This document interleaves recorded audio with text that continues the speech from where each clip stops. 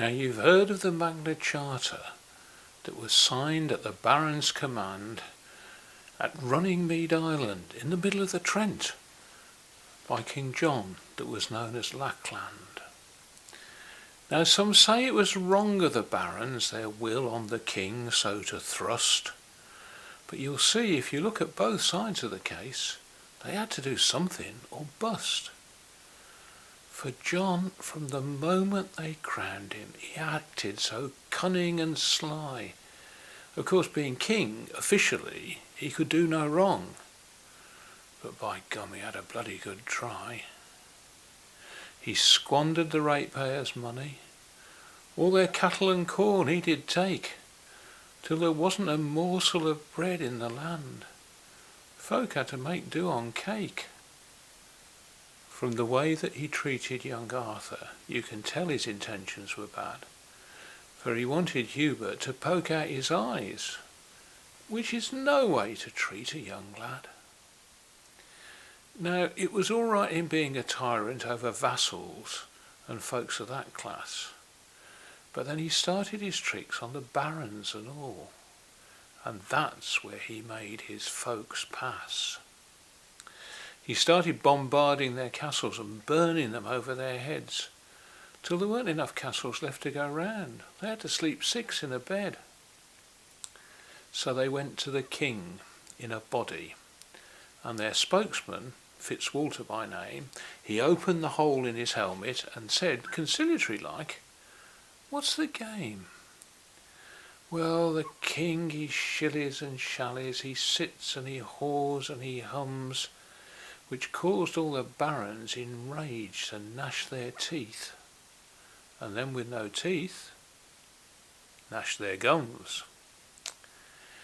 Said Fitz, through the hole in his helmet, "It's through you that we're in this plight."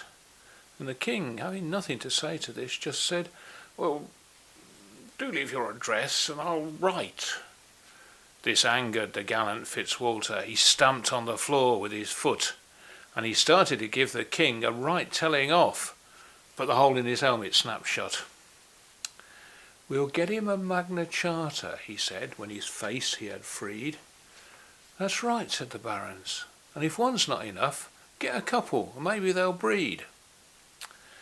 So they worked on drawing up the charter, and in the end, when they got it all done, it looked like a paper on cattle disease, or the runners for the Waterloo Cup.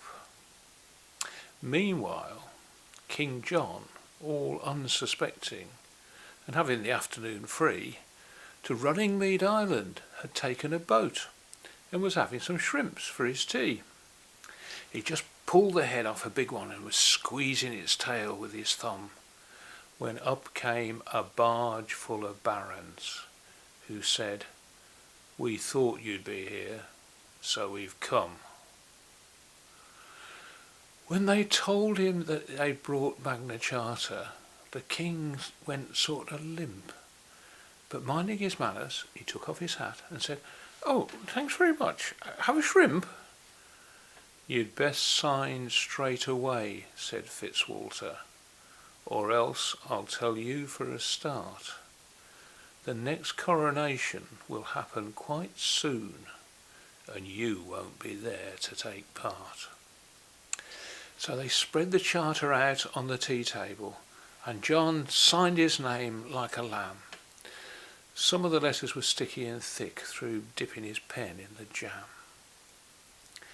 Now, it's through that there Magna Charter that was made by the barons of old that we here in England can do as we like, just as long as you do as you're told.